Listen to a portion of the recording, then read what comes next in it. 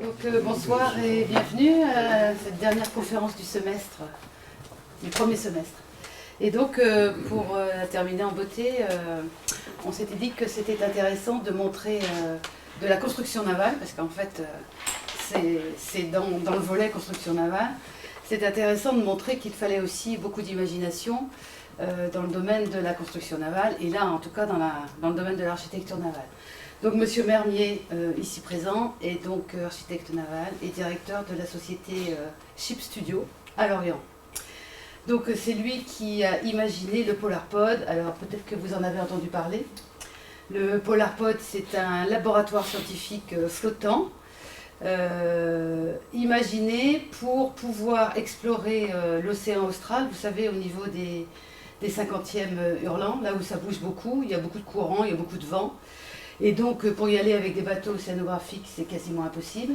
Donc, d'où l'idée d'un autre système qui résiste au vent et qui, en plus, dérive. Enfin, voilà, donc c'est l'objet de la conférence de ce soir. Donc, vous avez 3/4 d'heure pour présenter les choses. Et puis, vous aurez ensuite la parole pour poser des questions à M. Mermier. D'accord, merci. Je vais peut-être présenter un petit peu mon activité pour vous situer. Donc, nous, on est 9 personnes dans l'entreprise. On est sur Lorient depuis 3 ans. On était à Nantes avant. Et on fait des études en architecture navale sur des bateaux, je dirais, de travail, enfin des bateaux à l'unité. On a par exemple dessiné le Melvan. Si vous allez à Ouate-et-Edic l'hiver, c'est lui qui fait la ligne, qui a été fait chez Chantier Gléenne, qui est un navire à passagers. On a fait son grand frère qui s'appelle Conver 2, qui part de Brest, qui fait le Conquet Ouessant-Molène, aussi à l'année. On travaille, donc ça c'est de la construction neuve. On travaille aussi sur le fluvial. Donc on a travaillé sur des pontons ou des petits bateaux à passagers, petits ou grands bateaux à passagers fluviaux. On a travaillé sur tout un tas de bateaux. Moi je suis issu d'un chantier qui s'appelait à l'époque le Rouellots Naval. Et j'ai travaillé donc, dans ce chantier-là en tant qu'ingénieur chargé de projet sur des NGV, les navires rapides à grande vitesse, donc ça date un peu. C'était en 95. J'ai travaillé aussi sur un petit paquebot qui s'appelle le Levant, sur la Thalassa, qui est un navire océanographique pour Ifremer. Voilà. Bon, depuis que j'ai monté cette entreprise, on a descendu un peu en taille de bateau. Donc on travaille sur des bateaux de 50 à 60 mètres. Au maximum en études globales, un peu plus gros en avant-projet, parfois plus petits. Voilà, grosso modo. Alors, la genèse de ce projet, d'où ça vient? Ça vient des rencontres professionnelles diverses. Ça fait 4 ans, ouais, il y a 4 ans, Jean-Louis Etienne avait un projet de faire un navire océanographique à voile. Donc, c'était pas du tout ça. Et donc, il avait fait un peu le tour de son réseau.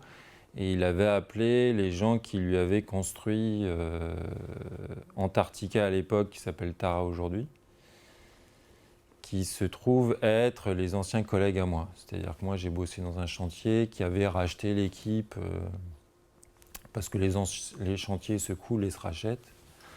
Et donc, qui avait récupéré l'équipe qui avait conçu Tara.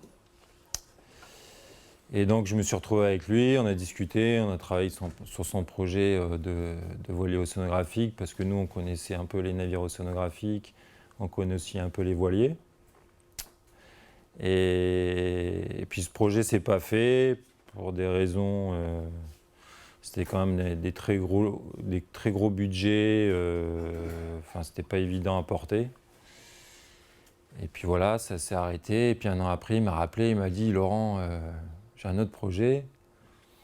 Donc il me dit il y a plein de choses à faire dans l'océan Antarctique. C'est un océan qui n'est pas très bien connu. Et donc, on va faire une plateforme habitée. On va dériver dans l'océan Antarctique, comme j'ai dérivé sur la banquise avec Antarctica.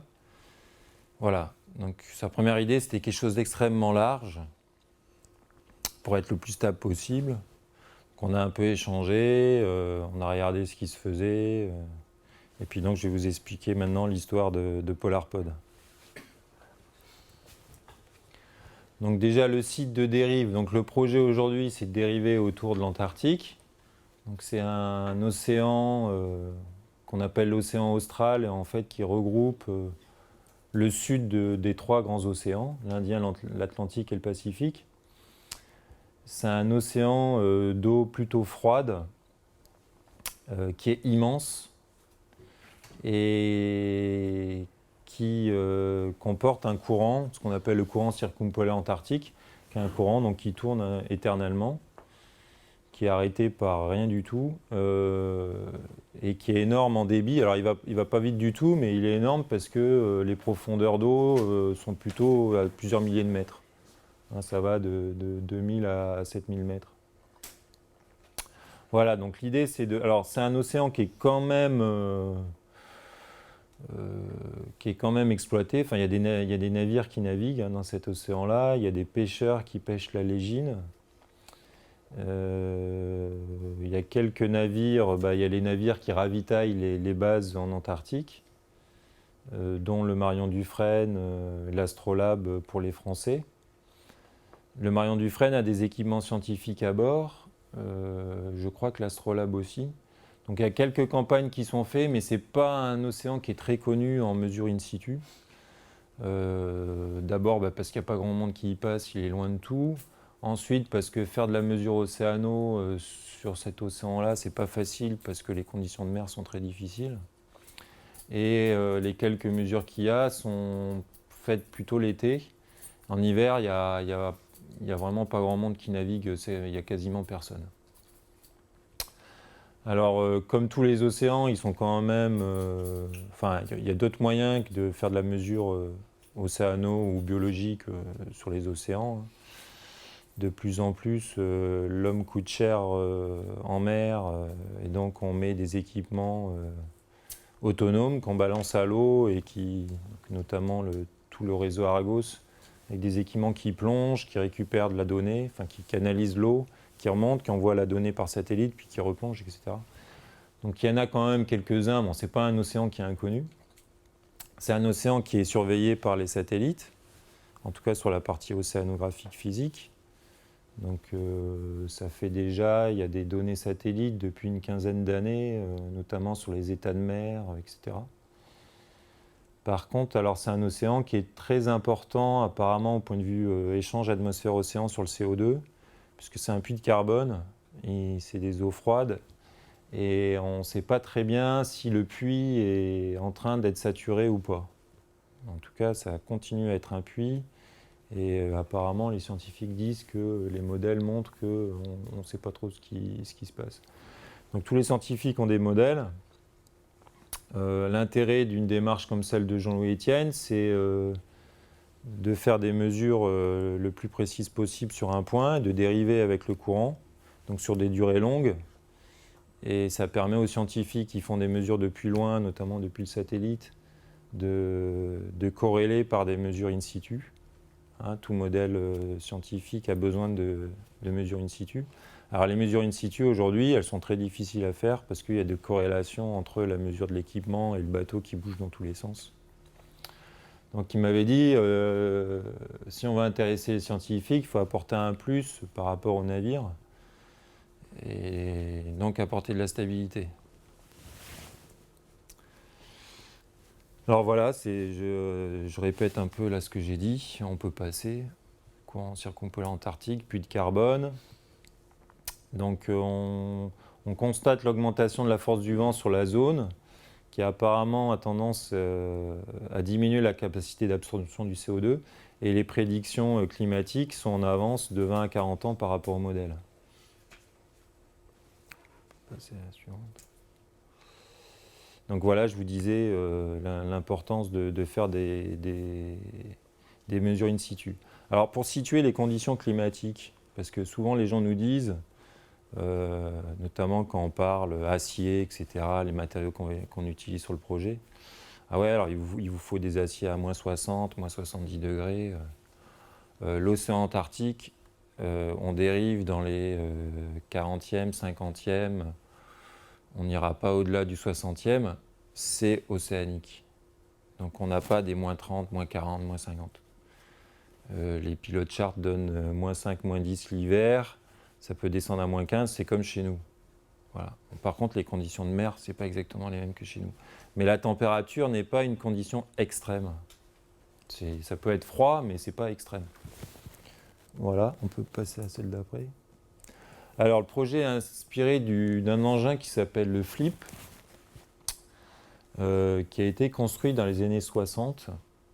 Et alors, le principe, ça s'appelle une bouée spar. Donc, en fait, c'est un flotteur qui flotte à la verticale.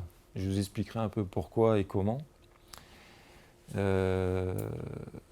Et donc, on s'est inspiré d'un engin américain qui existe toujours. Et Jean-Louis Etienne est parti aux États-Unis. Il est resté 1 an là-bas à San Diego pour déjà prendre le contact avec les gens qui l'exploitent, qui est un laboratoire scientifique et sonographique qui s'appelle le Scripps, qui est un gros laboratoire américain. Et il a visité, il a fait copain avec les gars. Ils nous ont refilé tout un tas d'études, de plans, de calculs, de mesures, qui nous a permis de partir d'une bonne base réaliste. Alors c'est un engin qui est un peu plus grand que le PolarPod et qui est exploité, donc qui sert à faire de la mesure. Au départ, il avait été conçu plutôt pour de la défense dans les années 60 et puis depuis les années 80, il a été mis en exploitation dans cet institut qui s'appelle le Scripps et il fait de la mesure. Donc il envoie, il le tracte et puis je vais vous montrer comment ça marche. Donc voilà, il fait 120 mètres, il est remorqué à l'horizontale, c'est un tube, c'est un bateau, c'est une espèce de bateau-tube qui a des ballasts d'eau de mer à l'intérieur, des réservoirs d'air comprimé pour déballaster.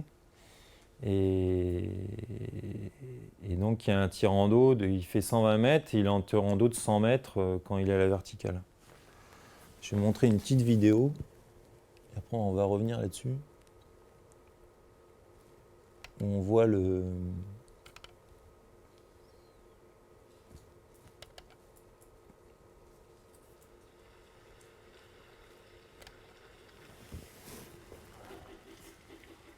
Donc flip, ça veut dire basculer. Donc voilà l'engin à l'horizontale. Donc les gars sont à bord au moment de la bascule, et puis là ils coulent les ballasts, enfin ils remplissent les ballasts.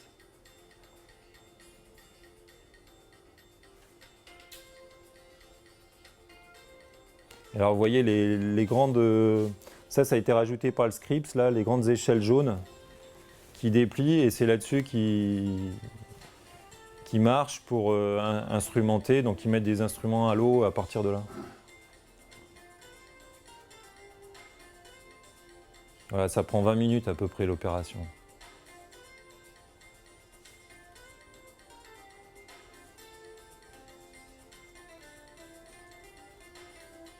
Alors, il a une stabilité qui n'a rien à voir avec un navire, c'est-à-dire que ça ne roule pas, ça tangue très peu, sauf dans les très grosses mers où ça commence à bouger.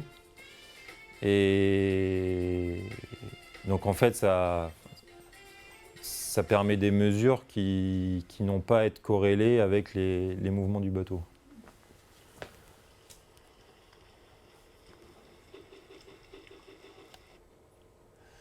Donc on va revenir là-dessus.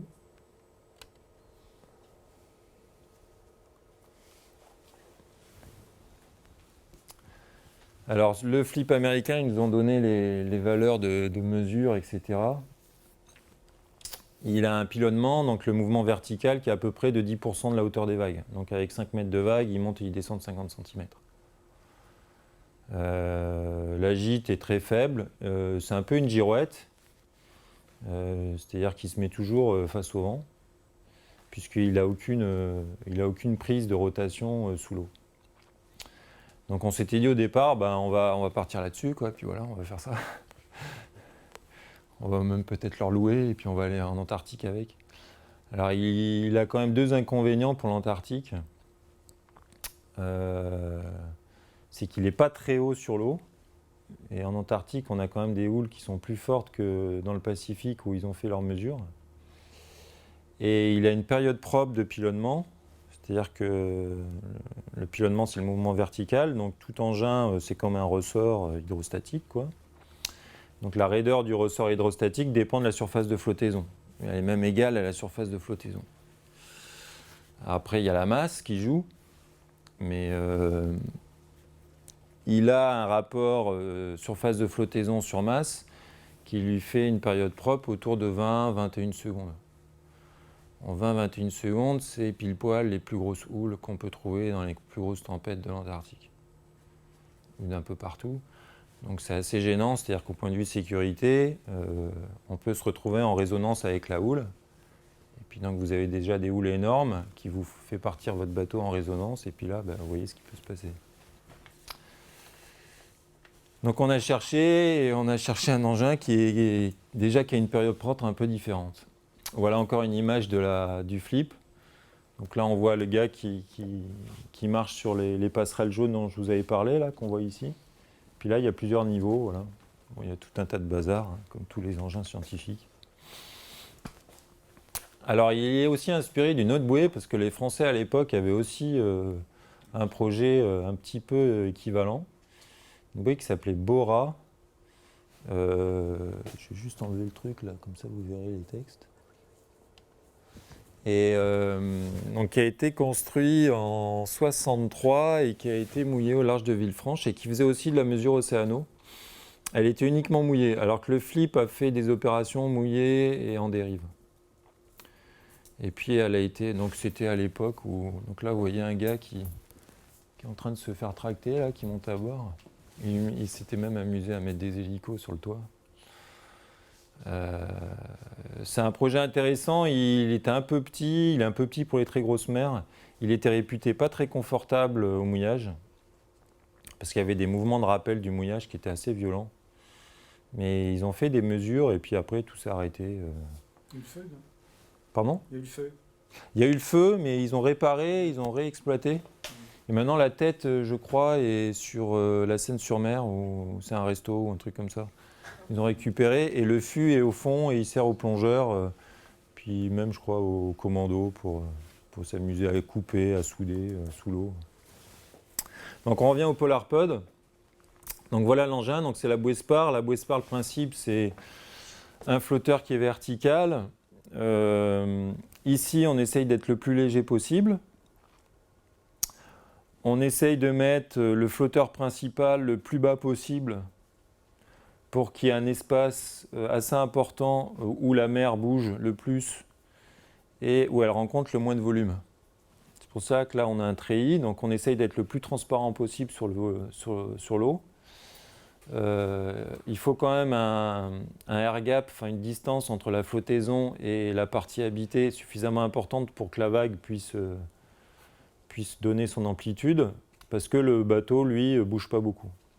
Et pour que tout ça tienne droit, on met un lest nettement plus lourd que la tête et le plus bas possible. Donc c'est une stabilité qui est une stabilité de poids, c'est-à-dire que vous avez le centre de flottaison qui est à peu près ici, puisque toute cette partie-là est flottante. Ici aussi c'est flottant. Ici par contre c'est plein d'eau, les tubes sont pleins d'eau. Et ici vous avez un lest plus un ballast qui est aussi plein d'eau. Vous verrez sur la vidéo, j'ai une vidéo que Jean-Louis a fait faire qui est un peu finale où la géométrie a un peu changé, je vous expliquerai pourquoi. Mais ça c'était la géométrie initiale du projet. Et donc le centre de gravité se retrouve sur notre projet 2,50 m plus bas que le centre de flottaison. Donc ça veut dire que le bateau, puisque c'est le centre de flottaison, c'est là où la poussée d'Archimède se fait. Donc le bateau est tiré par la poussée d'Archimède sur un point et ramené avec son poids sur un autre qui est plus bas. Donc c'est un vrai culbuto, c'est-à-dire que vous le couchez ou vous-même vous le mettez complètement à l'envers, et il remonte, il revient. Donc c'est pas comme un navire. Un navire, à un moment, on le couche, et puis il continue. Parce qu'un navire, le centre de gravité est au-dessus du centre de carène. Là, c'est pas le cas. Et il a une surface de flottaison, donc là qui est très faible, qui est due uniquement aux 3 tubes. Chaque tube fait 1,1 m de diamètre. Et donc l'ensemble de tout ça fait une raideur hydrostatique, c'est-à-dire un mouvement de pilonnement qui est très lent. Donc il fait un aller-retour à peu près en 30 secondes. Donc on le tire, on lâche, puis 30 secondes après, il est descendu, il est remonté. Donc c'est très très mou. Alors ça a un inconvénient, c'est que dès que vous rajoutez du poids, il s'enfonce. Puisqu'on rajoute une tonne, il s'enfonce à peu près d'1 mètre.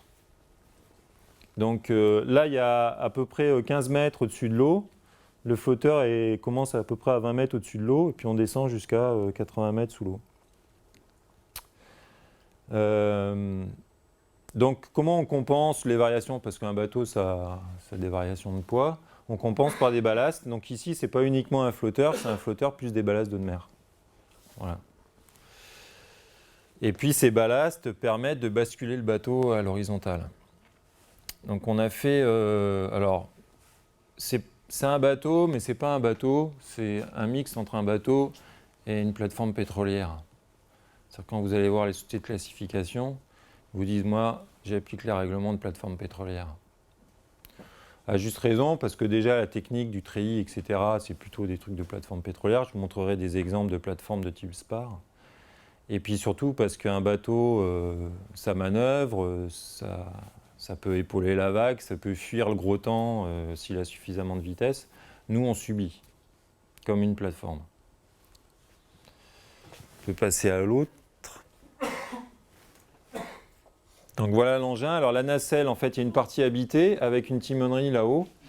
Et puis on a mis deux ailes, on appelle ça les ailes, avec de la voilure qui est suffisamment segmentée pour pouvoir la manœuvrer facilement à la force de l'homme. Et puis des échelles, alors on a plus sécurisé par rapport au flip. Là, on a des vraies passerelles sécurisées où les gens puissent se balader et faire les manips. Alors pourquoi les ailes? Pour garder le bateau en fait dos au vent. Je vous expliquerai après l'intérêt de la double aile et puis de l'inclinaison entre les deux ailes. On est parti sur 7 personnes à bord, donc il y a 3 marins et 4 ingénieurs techniciens. Ce n'est pas forcément des chercheurs qui sont à bord, c'est surtout des gens qui sont capables d'opérer les matériels, les entretenir, les réparer, parce qu'on est loin de tout et donc il va falloir qu'on se débrouille. Donc c'est rusticité, simplicité pour le matériel, et puis c'est grosse expérience, débrouillardise pour l'équipage. Bon, Jean-Louis Etienne a des partenaires de ces expéditions qui maîtrisent bien tout ça, tout cet aspect mécanique, électronique, etc. Plus les instituts scientifiques. Alors il a tout un tas d'instituts scientifiques qui sont déjà partenaires et qui sont prêts à faire les programmes, à mettre de l'équipement à bord et à aider. L'idée, c'est de relayer tous les 2-3 mois en laissant l'engin dériver. Alors ça, c'est un étage. Au-dessus, il y a cuisine, salon, il y a encore des cabines. Et puis en dessous, il y a un local technique. On peut aller celle d'après. Voilà donc les caractéristiques générales. 75-80 mètres de tirant d'eau, à peu près 35 mètres de tirant d'air jusqu'aux éoliennes. Là, il y a des éoliennes. Donc là, le pont à partir duquel il peut y avoir un envahissement, il se trouve à 19 mètres au-dessus de l'eau, en condition haute. Et on peut, en ballastant, descendre la plateforme jusqu'au niveau de l'eau. Poids en charge, c'est 800 tonnes. C'est même un peu moins, c'est plutôt 750. Et donc une période propre de roulis qui est à environ 35 secondes. Toute la partie structurelle ici est en acier.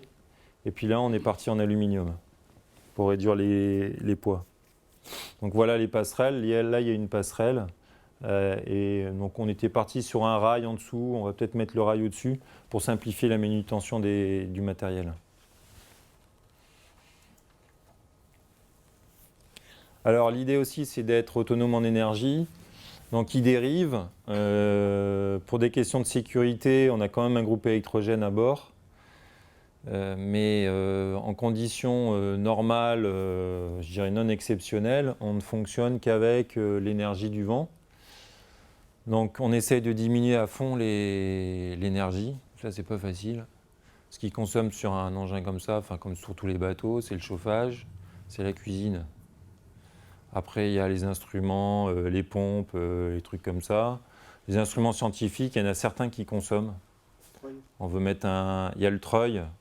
Mais en fait, on est parti sur des équipements scientifiques qui sont plutôt petits, en tout cas ceux qu'on manutentionne, avec des treuils à main. On a quand même un treuil pour pouvoir mettre à l'eau l'embarcation et la remonter. Là, on pourrait à la rigueur tirer sur les batteries, mais on mettra le groupe électrogène dans les faits, en route, parce que ce n'est pas tous les jours qu'on utilisera ça. Il y a un certain nombre d'équipements scientifiques qui consomment, notamment on souhaite mettre un lidar. Donc un lidar, c'est un équipement qui mesure la vitesse de vent sur des colonnes d'air qui peuvent aller très haut. On peut mesurer jusqu'à 6000 mètres de vent, 6000 mètres de haut, toute la colonne de vent, de vitesse de vent. Ça fait une espèce de scan de l'environnement extérieur aérien. Pour aller tirer à plusieurs milliers de mètres, il faut de la puissance. Bon, après, on n'est pas obligé de le faire fonctionner aussi en continu. On peut envoyer des coups de temps en temps. Il y a aussi des sondeurs en dessous. On a des sondeurs. On n'est pas parti sur des pénétrateurs de sédiments parce que je pense que ça sera beaucoup en énergie.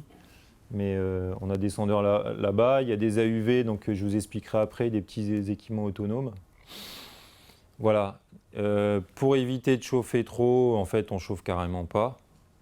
Donc là, on a travaillé avec Saint-Gobain, qui est un partenaire de Jean-Louis Etienne depuis longtemps. Alors c'est là ce qui est passionnant avec des projets comme ça, c'est que Jean-Louis Etienne, il connaît toute la planète technique, des petits trucs nouveaux, machin, parce qu'avec toutes les expéditions qu'il a fait, il s'amusait à tester. Et il y a des partenaires qui sont arrivés et qui leur ont dit, tiens, on va mettre ça, on va tester, et on va communiquer aussi dessus. Et donc là, vous rencontrez des directeurs de R&D de grands groupes qui vous disent « Ah ouais, on va mettre ça, ça va être super. » Voilà. Donc là, par exemple, Saint-Gobain, on met des panneaux isolants, donc c'est des isolations sous vide. En fait, ça fait à peu près ça avant que ça soit fini d'être fabriqué. Et puis après, ils font le vide et puis ça fait plus que quelques centimètres. Et bon, ben, c'est aussi isolant qu'un machin comme ça.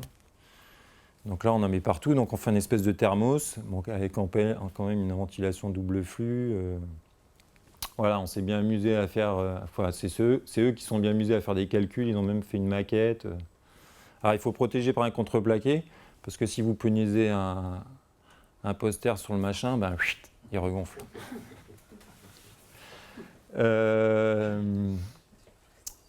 Alors l'énergie électrique, on en a quand même besoin, c'est sûr. Donc l'idée, c'est on a un parc de batteries qui fait le stockage, on a du vent, ça c'est l'intérêt de la zone. Il y a quelques temps où il n'y a pas de vent, mais c'est quand même rare, c'est quand même super rare. On a quand même tout le temps du vent en moyenne. Surtout que les éoliennes, elles débitent à 15 nœuds au maximum. Là, on est parti sur des éoliennes qui sont sur des bases antarctiques, donc qui acceptent des conditions extrêmement rudes. Et donc les éoliennes, en fait, chargent en continu. Et donc on a une charge continue, et puis on va avoir des consommations qui vont être plutôt fortes le jour, et puis plus basses la nuit, etc. Voilà, donc le bilan électrique, il n'est pas facile à tenir, mais on y est arrivé. Et donc un groupe électrogène en plus, donc je vous parlais occasionnellement, déjà pour la sécurité, parce qu'il y a des questions réglementaires et tout, et il faut quand même qu'on rentre dans un règlement. Machin comme ça, rentrer dans un règlement, c'est pas facile, mais on y est arrivé.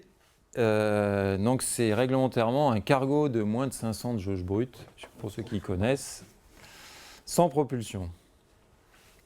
Donc on allait voir les gens à Paris, et ça leur convient pas mal. On n'a pas encore fait toute la processus avec les commissions de sécurité, mais on a bien enclenché, on a bien quand même débroussaillé le sujet. Il y a les compresseurs d'air. On a un petit compresseur d'air qui lui tournera sur batterie pour faire les recalages de ballastage. On a un gros compresseur d'air pour des questions de sécurité. Déjà pour s'il y a une fuite dans un des caissons, qu'on puisse injecter de l'air de façon assez forte. On a en plus des pompes, en plus de l'injection d'air pour la sécurité, pour pour subvenir à un envahissement possible. Tout ça, ça pompe de l'énergie. On peut mettre en route un groupe électrogène pour ça. Et enfin, on a un propulseur, vous ne le voyez pas, il est à peu près ici. C'est un propulseur transversal hydraulique. Parce qu'il y a une question qu'on nous a posée, c'est que c'est bien, vous dérivez, mais il y a des icebergs dans la zone. Donc qu'est-ce qui se passe? C'est un peu comme les jeux vidéo, c'est-à-dire qu'il y en a un qui va un peu plus vite que l'autre ou qui va un peu moins vite que l'autre, et puis voilà. Alors l'iceberg, il dérivera à peu près à la même vitesse que nous, c'est-à-dire entre 1 et 2 nœuds au maximum. Par contre, on n'est pas garanti qu'il y en a un qui va plus vite que l'autre ou moins vite que l'autre. Donc on peut ajuster la vitesse en s'amusant à mettre plus ou moins de voiles. On a mis aussi un propulseur pour décaler. Alors il faut s'y prendre à l'avance, hein, c'est à la vitesse aussi. Le propulseur permet de se décaler à peu près à 1 nœud sur le côté. Parce qu'un machin comme ça, c'est quand même très difficile à déplacer. C'est un pieu planté dans l'eau et c'est planté dans l'eau. Donc ça dérive avec le courant, on rajoute un petit peu de vitesse avec notre voilure et on peut assurer une petite manœuvrabilité, très légère manœuvrabilité avec un propulseur de secours. Voilà, on peut passer à celle d'après.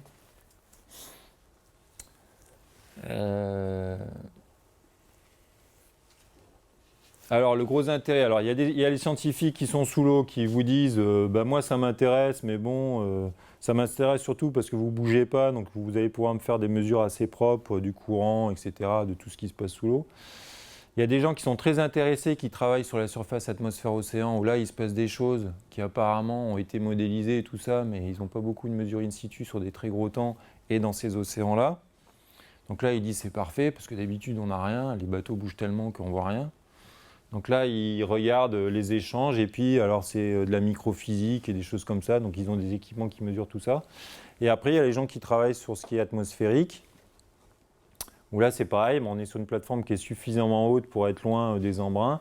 Et puis là, on fait des mesures, on fait des tirs de laser pour voir ce qui se passe. Et puis des mesures, à la fois, donc c'est des mesures physiques, ça peut être des mesures biologiques.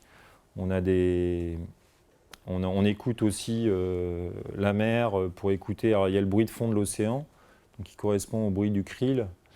Et puis, il y a les mammifères marins.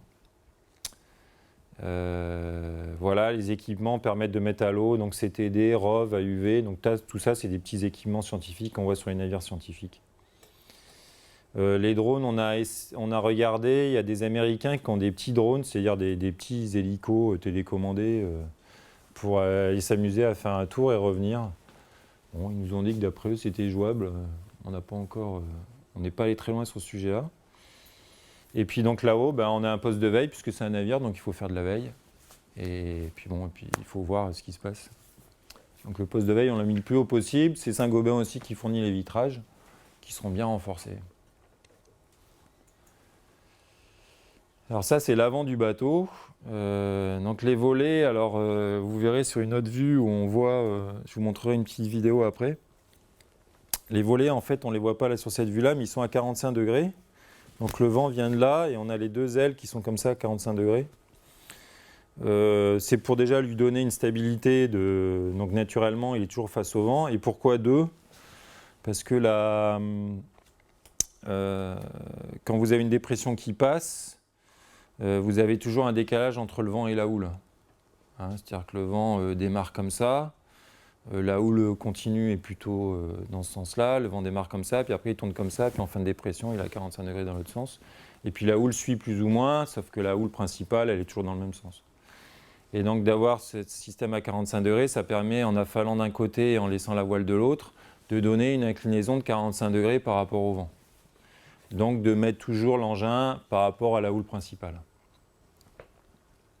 Parce que qu'on craint, le vent, c'est assez, je veux dire, en tant que concepteur, c'est pas très compliqué à mesurer l'impact du vent sur un engin comme ça. C'est un demi de rho SV2 et puis on met une vitesse.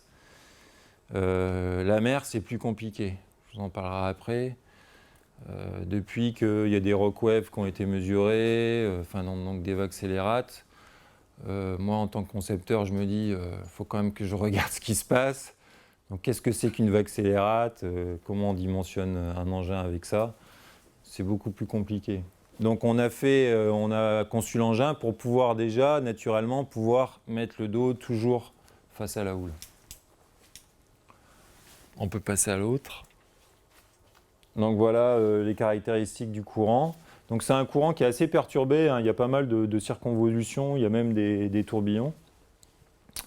Il varie entre 0,3 et 0,5 nœuds. Il y a des vitesses qui montent un peu plus sur les coins assez serrés. Vitesse de vent moyen 20-25 nœuds. Donc avec les volets, on sera entre 1 et 1,5 nœuds de dérive supplémentaire par rapport à la dérive du courant. Puisqu'on suit le courant, on ira un peu plus vite. Et donc globalement, c'est parti sur une dérive à peu près d'une année, ça sera peut-être plus. Donc voilà, vous voyez la vue de dessus. Et ça, c'est l'agenda. Donc conception, on a démarré depuis... Ça fait 2 ans qu'on travaille dessus avec Jean-Louis Etienne. Donc là, la construction de la nacelle est prévue démarrer avant la fin de l'année. Et puis donc il y a toute une phase de conception. L'idée, c'est de le descendre là-bas. Donc on le construit en France, on le descend là-bas en morceaux sur un pont de bateau. On le raboute en Afrique du Sud et on le tracte au large. Le fond arrive très vite là-bas. Et puis là, vous avez le courant des aiguilles, qui est un courant qui descend le long de la côte africaine, là, du canal de Mozambique, et qui vous amène dans le courant circumpolaire. Avec en plus une zone qui est très perturbée, avec des vagues qui sont assez méchantes là-bas. Donc on partira comme ça l'été, et puis après, c'est parti. Je vais vous montrer après Alors je vais vous montrer 2 vidéos. Je vais vous montrer d'abord... Ça, c'est un calcul qu'on a fait par nos amis de Sofrécide.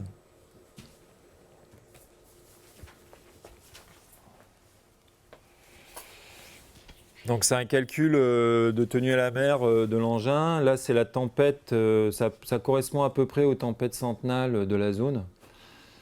Donc on a même surélevé un peu les tempêtes parce que les caractéristiques qu'on avait n'étaient pas complètement fiabilisées. Enfin, il y a quand même des mesures, hein, donc on sait à peu près qu'est-ce qu'il y a comme temps là-bas, des mesures satellites. Donc là, c'est 20 mètres de creux, 20 mètres de H1/3, donc 20 mètres de hauteur significative. C'est assez énorme, c'est à peu près la tempête du siècle et donc on s'est arrangé. Alors en fait le comportement du bateau, on voit bien qu'avec des houles comme ça, c'est accéléré hein, par rapport à la réalité. Hein. Mais là on voit qu'il bouge et c'est bien qu'il bouge, c'est-à-dire qu'avec des vagues qui font 20 mètres d'amplitude, le flotteur qui se trouve à 20 mètres sous l'eau, il est pris par la vague. Par contre avec des vagues de 4-5 mètres de haut, qui sont les vagues courantes de base là-bas, là, le flotteur à 20 mètres de fond, il voit quasiment plus la vague. Donc quand vous avez 4-5 mètres et que vous voulez faire des mesures, ça ne bouge pas. Puis la vague bouge, mais l'engin bouge très peu. Par contre, quand la tempête devient énorme, quand la vague devient grosse et qu'elle peut commencer à être suffisamment grosse pour submerger la nacelle, là, vous voyez, ça c'est la vague 1/100e qui passe. Là. Donc à un moment dans le calcul, on met la vague la plus grosse, hein, qui est la vague qui est 2 fois la H1/3. Donc elle a failli submerger la nacelle sur mon premier calcul, c'est le premier. C'est pour ça qu'on essaye d'aller plus loin et de voir, parce que je voudrais quand même voir le cas où elle submerge la nacelle et qu'est-ce qui se passe. Et donc là, l'intérêt, c'est qu'il est sain, c'est-à-dire qu'il suit les très grosses houles et donc il soulage à la houle. C'était un peu ma crainte, c'était que la vague continue et que lui ne bouge pas et puis que la vague submerge. Parce que, alors les efforts sont finalement relativement faibles. Hein. Quand vous demandez à Sofrécide, alors c'est quoi les efforts de dimensionnement ? Ils vous disent, il n'y a pas grand-chose, quoi. Donc l'effort, c'est à l'horizontale, quand le tractera et qu'il y a la houle qui va le tordre dans tous les sens. À la verticale, globalement, le treillis ne prend pas beaucoup. Sauf si, à un moment, la nacelle se submerge, et puis là, il y a un effort, effectivement, de flexion globale de l'ensemble, plus les pressions d'impact sur la nacelle. Donc aujourd'hui, on travaille avec l'Ifremer et on espère, avec l'Ifremer de Brest, lancer des essais au bassin où j'ai trouvé dans la littérature, avec eux, grâce à eux, il y a Michel Olagnon qui est un scientifique des vagues et notamment des vagues scélérates qui connaît très bien ça. Parce que je ne sais pas si vous avez entendu parler des vagues scélérates. Donc c'est les vagues qui sont plus que 2 fois plus grosses que les autres, c'est la définition, qui apparaissent de façon très inopinée. Au départ, on pensait que ça n'existait pas. Et en 2000, je crois, il y a une plateforme, donc les plateformes en mer du Nord sont toutes équipées de radars et d'équipements. Et il y a une plateforme qui en a photographié une, qui en a filmé une, c'est-à-dire que les capteurs étaient en route au moment où elle est passée. Il y avait 10 mètres de creux et elle a fait 24 mètres. Et la plateforme était plus haute, donc la plateforme ne s'est pas fait submerger, mais elle était vraiment, donc elle était 2,4 fois plus grosse que la vague moyenne. Et donc on a pu déjà en caractériser une. Donc l'idée, c'est que celle-là qu'on a, parce que M. Olagnon là, et puis les scientifiques ont le film, on la forme. Donc c'est pas une vague qui monte et qui déferle et qui, apparemment, c'est une vague comme les autres, de la même famille que les autres, sauf qu'elle est beaucoup plus abrupte et beaucoup plus haute. Et donc on va essayer donc au bassin, aujourd'hui avec les bassins de houle, on arrive à faire à peu près la vague qu'on veut. Donc on va essayer de simuler une vague qui est au plus proche de celle-là, à l'échelle des 20 mètres de creux des tempêtes centenales de la zone. Pour enfin voir l'effort qu'il va y avoir. Donc on a déjà des petites idées. Et enfin, pour finir, je vous montre la vidéo de présentation de Jean-Louis, que Jean-Louis a fait faire.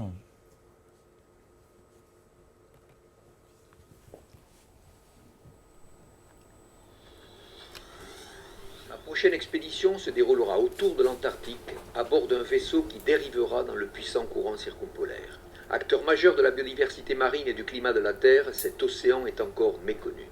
Pour répondre à l'attente des scientifiques, nous avons conçu le Polarpod. Sans motorisation, il sera tracté à l'horizontale. Ce vaisseau révolutionnaire répond à 3 exigences. Donc là, le flotteur est catamaran être aujourd'hui. économique, écologique grâce aux énergies renouvelables et très stable dans la grosse mer. Arrivé dans le courant circumpolaire antarctique, le Polarpod sera mis à la verticale par remplissage des ballasts à l'eau de mer. Le lest en béton de 150 tonnes, situé à 80 mètres de profondeur, assurera une grande stabilité dans cet océan de tempête que les marins ont baptisé les 50e hurlants. Équipé d'un capteur et d'instruments de mesure les plus performants, le Polarpod est un vaisseau ultramoderne qui sera mené par un équipage réduit de 7 personnes, 3 marins et 4 scientifiques qui seront relayés tous les 2 ou 3 mois. Cette exploration apportera de précieuses informations sur la faune polaire, les populations de krill et de baleines, sur la capacité de l'océan Antarctique à absorber le gaz carbonique que nous émettons en excès et déterminer le rôle majeur qu'il joue sur l'environnement et l'avenir du climat de la Terre. Cette aventure humaine et scientifique hors norme devrait durer plus d'1 an.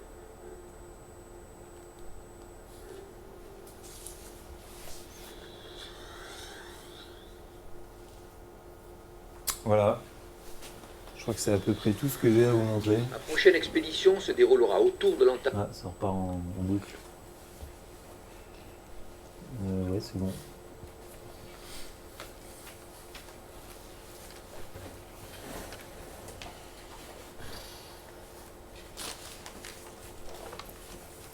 Donc, je ne sais pas si vous avez des questions.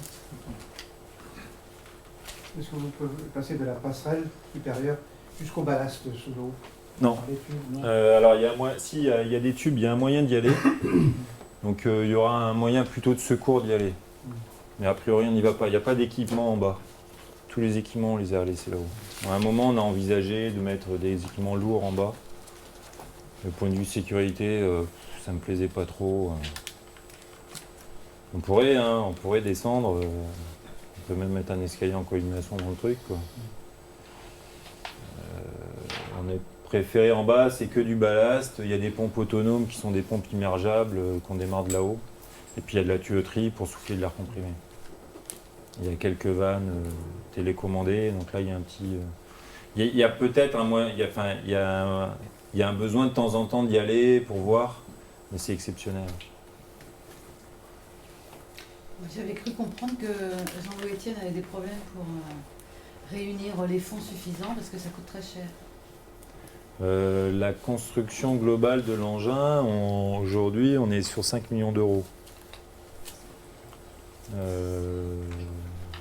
Et le projet global, de son projet, lui, c'est 10 millions d'euros. Donc avec l'opération, etc. Donc lui, il dit c'est à peu près apparemment le budget d'un Vendée Globe. Un Vendée Globe complet, construction de navires et tout ça. Donc lui, il pense que c'est pas, que c'est largement jouable le type d'expédition qu'il fait. Après, c'est vrai qu'en ce moment, la recherche de financement n'est pas facile. Mais bon, ce qu'il dit, c'est que ça n'a jamais été facile. Donc, c'est quelqu'un qui, de toute façon, a une punacité et une volonté qui est inébranlable. Et donc, il continue. Donc, au début, moi, je me dis, puis maintenant, voilà, je continue avec lui. Et donc, aujourd'hui, il a le financement, il a un tiers du financement, et donc, il a de quoi démarrer la construction.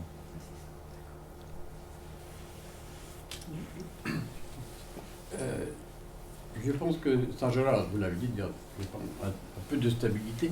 L'effet du vent sur les voiles entraîne de la gîte ou c'est négligeable? Si, on va dire la voilure si la tempête arrive ou comment ça... Si, alors en fait, on déséquilibre déjà naturellement l'engin au départ.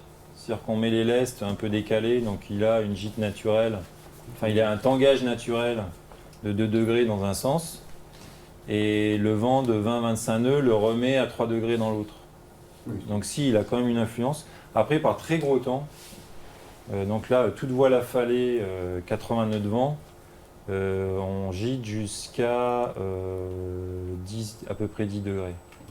Je ne sais pas si on peut parler de gîte ou d'assiette. Ouais, c'est plutôt de l'assiette, ouais. Donc oui, l'influence du vent, effectivement, dans ce sens-là, il est relativement sensible. Ouais. Alors on pourrait améliorer ça en essayant d'alléger encore la nacelle et en rajoutant du poids derrière, c'est en déplaçant encore la différence entre le centre de carène et le centre de gravité. La vie est comme sur un bateau pour vivre au quotidien là. Ça sera plus déchets. confortable. Comment ? Ah oui, les déchets, oui, nourriture. Donc il y a du stockage à bord. Il y a de la pêche, mais apparemment dans la zone, c'est pas garanti. Et il y a la légine, effectivement. Et puis il paraît que c'est un super poisson, et puis qu'il y en a plein. Il faut aller le chercher un peu loin. Et donc vie à bord, on récupère l'eau de pluie, on a un osmoseur pour créer de l'eau douce, et on a une centrale de traitement biologique pour traiter les eaux noires, pour traiter les eaux usées. Tout ça, ça rentre dans le bilan électrique, c'est pas très compliqué. Et le bilan de masse, le bilan de poids. Ah ça met du matos là-haut. Hein. Non mais je veux dire le poids, il faut les déchets, ce qu'on consomme, le pluie qui tombe, etc. C'est pour ça qu'il y a du ballast de réglage. Le réglage interfère tous les jours, presque là-dedans. Ouais, peut-être pas tous les jours, mais toutes les semaines, quoi. Je vais poser encore une question technique. Je suppose que quand on fait la relève, c'est par hélicoptère? Non, l'idée... Alors, non, parce que les hélicos sont trop loin. On sera trop loin des bases où les hélicos peuvent décoller. Apparemment, l'autonomie n'est pas suffisante. Donc aujourd'hui, Jean-Louis Etienne est parti sur une relève en voilier. Il faut prendre un voilier là-bas, il faut prendre un voilier, ça va plus vite, ça coûte moins cher. Il y a des gros voiliers qui ont été conçus pour se balader là-bas et qui ne coûtent pas grand-chose. Et après, il y a le transfert. Il y a le problème du transfert, c'est comment on transfère un équipage d'un bateau à un autre. L'idée, c'est de faire du transfert comme sur les phares. C'est-à-dire que ça va être du colis volant avec des bouts à partir des passerelles. S'il fait beau, on pourrait quasiment descendre la nacelle au niveau quasiment au ras de l'eau. Et puis, mais bon, on est plutôt parti sur on laisse la nacelle là-haut et puis après, on balade un bonhomme d'un bout de l'aile à une embarcation qui est en dessous. Ça sera une opération qui sera assez délicate et qui ne pourra pas se faire par tous les temps. C'est pour ça que l'autonomie est plutôt partie sur plusieurs mois. Les gens sont plusieurs mois à bord.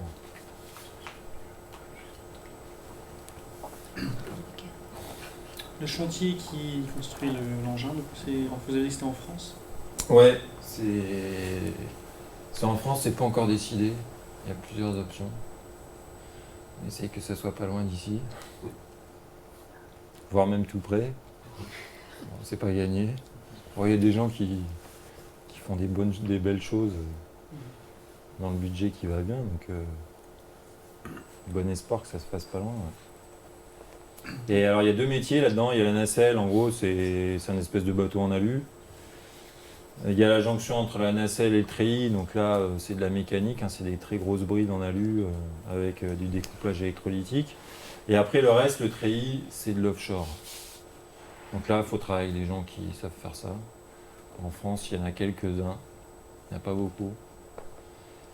Il y en a dans le sud de la France, il y en a sur Dunkerque. Voilà.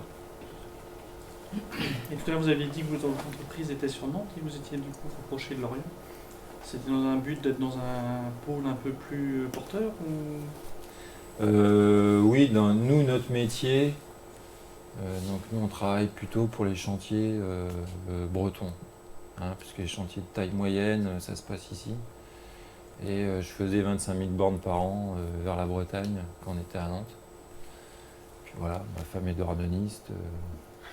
Les gars étaient partants. Donc on est venu ici. J'ai gardé 3 gars à Nantes. Et puis on regrette pas parce que ouais, dans notre métier, l'activité est ici. Et Lorient est assez central sur la Bretagne. Hein. C'est pour ça qu'on a choisi Lorient.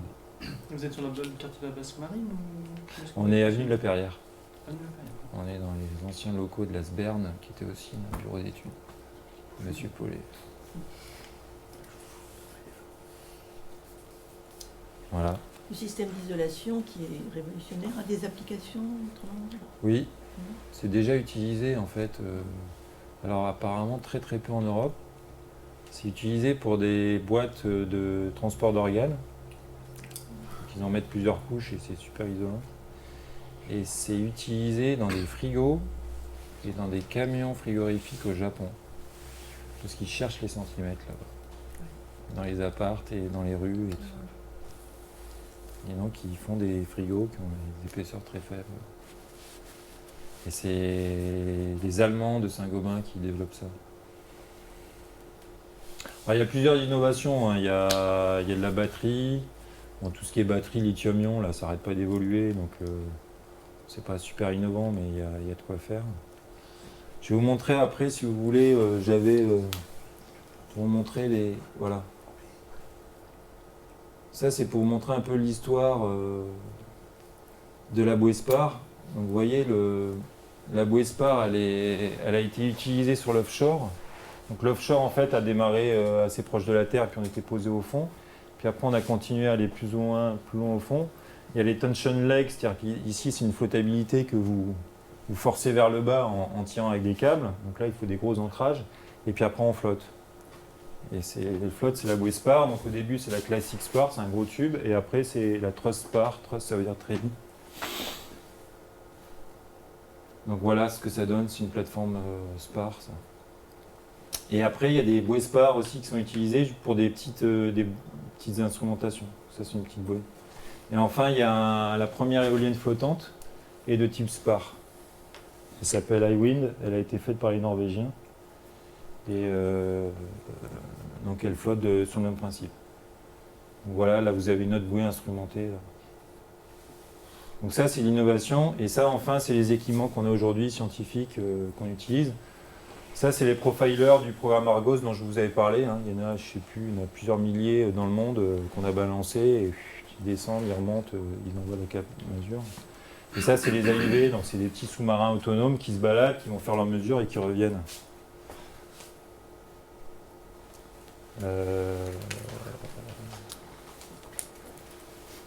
Enfin, voilà. Ça c'est le parcours de Jean-Louis, Étienne.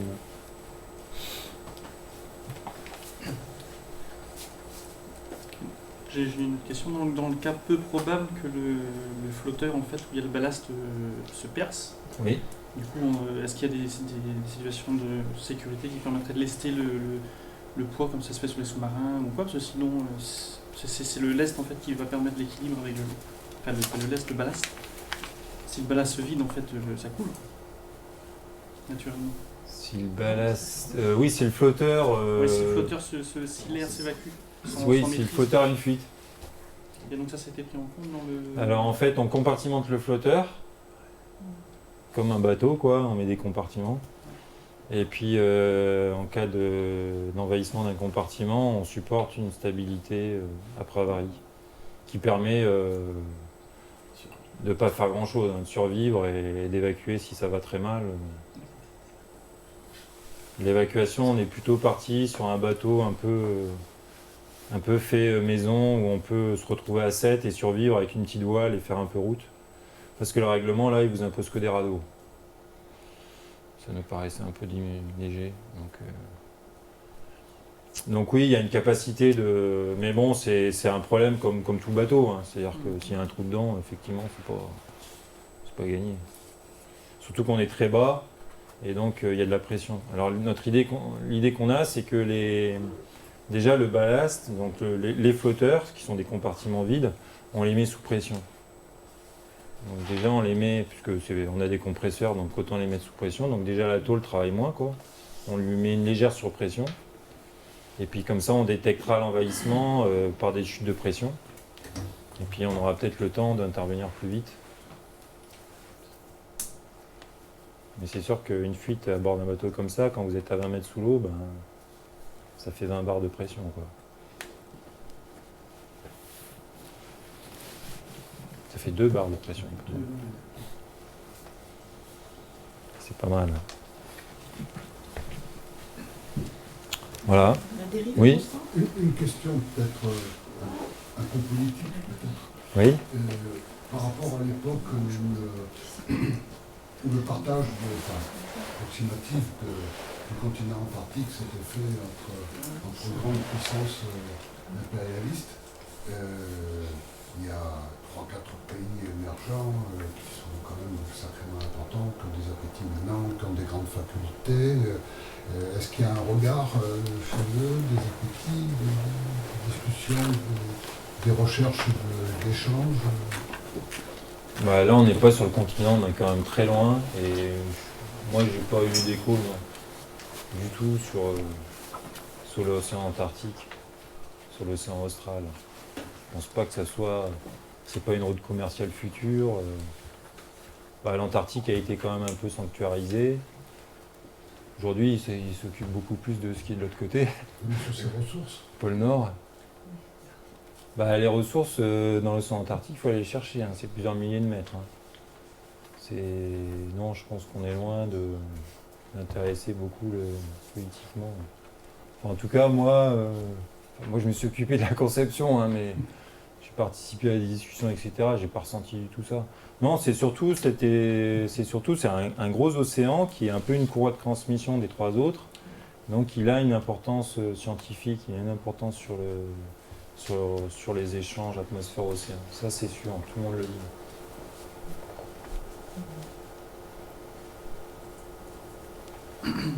Quels sont les profils des 3 marins qui seront recrutés?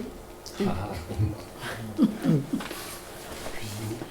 Il faut être marin, cuisinier, mécano, électronicien, plongeur.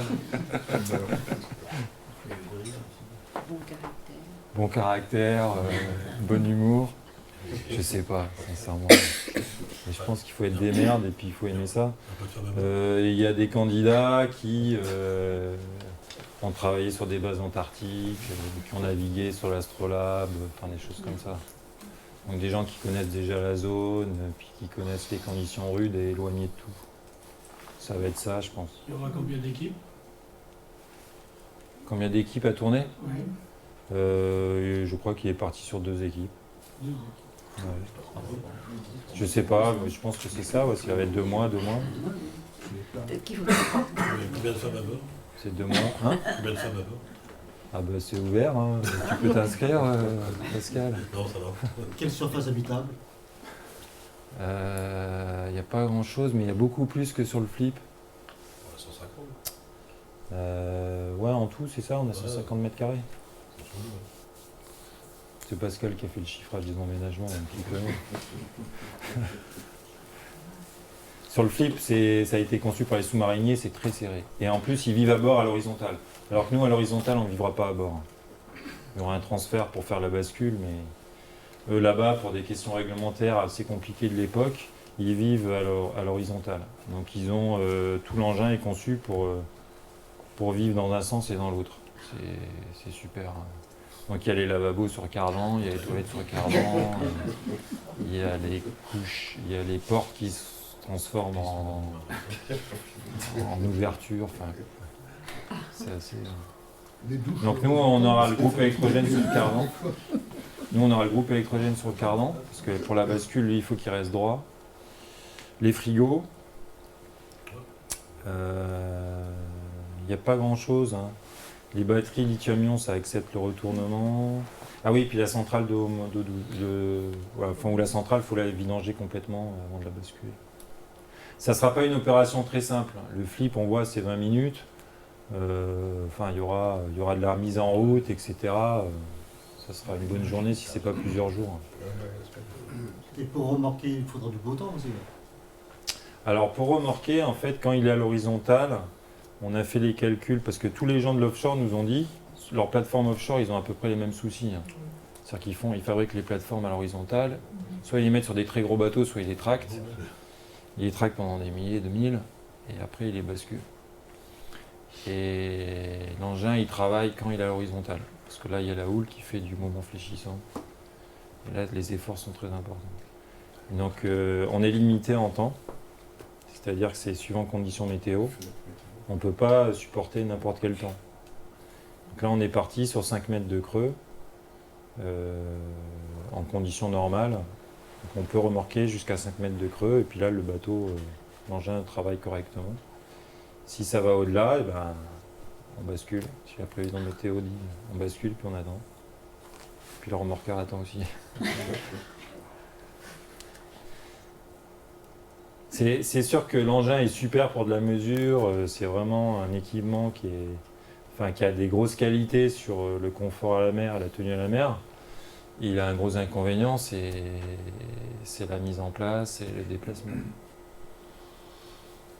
Et pour le ravitaillement aussi. Et ravitaillement. Et la réutilisation, l'avenir de cet engin? Alors il y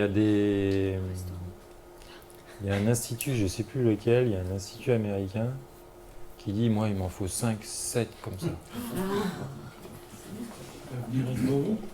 C'est-à-dire, je ne sais pas si c'est vrai, hein, mais il y a des scientifiques qui pensent, enfin c'est pas des scientifiques, hein, c'est plutôt des gens des patrons d'instituts scientifiques, qui disent demain les mesures, etc., ça sera à des bases autonomes, et puis des équipements qui vont se balader, qui vont prendre la mesure, et puis qu'on va chercher avec des petites embarcations, qui ramènent, etc., qui reviennent tout seuls. Ça ne sera plus des gros bateaux qui partent à 40 000 euros ou 40 000 $ la journée. Marianne Dufresne, je crois que c'est ça, c'est 50 000. Non, c'est 35 000, c'est 40 000 euros la journée. Il a plusieurs missions. Ah, il y a plusieurs missions. Mais bon, un gros bateau qui tient le gros temps, qui va un peu partout, c'est tout de suite. Donc voilà, bon, après, je ne sais pas s'il y a une réalité. Le projet, c'est pas un projet d'essayer de construire plusieurs. C'est un projet aventure, environnement. C'est aller au milieu de nulle part dans les conditions les pires et en autonomie. Je vais faire de la mesure, en gros. C'est pas essayer de faire une usine à Polarpod. On n'est pas encore là. Une fois monté là-bas, il sera sacrément loin de l'atelier quand même. Est-ce qu'il y a prévu un essai relativement à proximité, en mer du Nord ou un truc comme ça? Non. On espère avoir le budget pour le monter ici, le tracter assez loin. Il faut aller à 40 000 des côtes pour trouver le fond suffisant et faire le basculement, etc., tester. Et après, là-bas, il y aura des phases de test. Là-bas, c'est plus facile, hein, on s'éloigne de quelques milles, il y a du fond. Puis on teste, on le laisse partir, il supportera du gros temps, puis si ça ne va pas, on le ramènera, il y aura des mises au point. Et nous, on s'attache à tout ce qui est équipement. En fait, il y a deux parties dans les équipements. Il y a des équipements dits innovants, où s'ils sont liés à la sécurité, on essaye d'éviter quand même trop l'innovation, ou alors c'est plutôt de la validation de trucs qui a déjà été bien, ou on double. Et par contre, tout ce qui est lié, par exemple l'osmoseur, on ne fait rien d'innovant. On prend le truc où on sait que ça marche, tout le monde le connaît, il est rustique, il est simple, il est facile à réparer. Il y aura des pièces de rechange à bord. il faudra que ça se déroule tout seul. Par contre, il y a quelques équipements qui sont très innovants. Il y a des gens qui nous parlent de faire ils veulent séparer l'urine des sels pour faire de l'électricité avec l'urine, enfin des trucs comme ça. Ils veulent tester des... Ça, c'est des partenaires scientifiques qui disent bah tiens, vous allez être dans des conditions un peu bizarres. Moi, ça m'intéresse.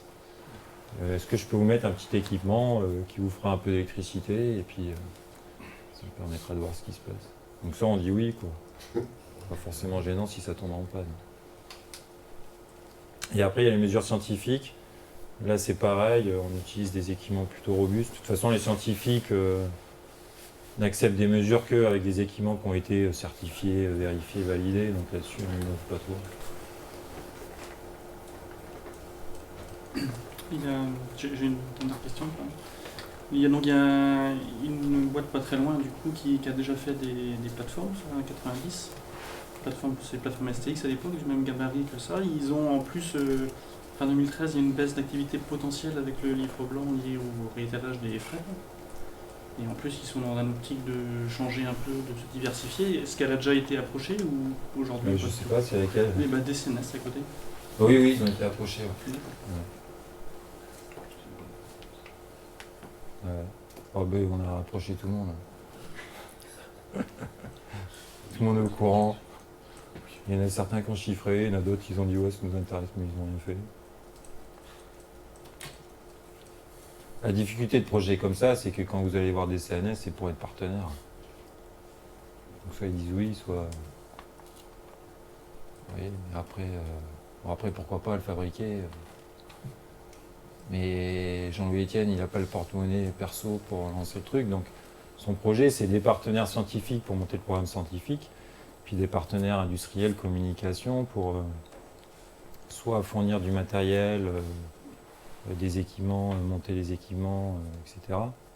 Soit en participer un peu.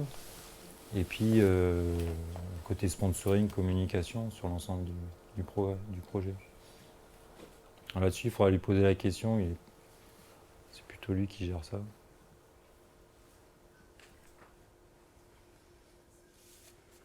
Voilà, je vous remercie.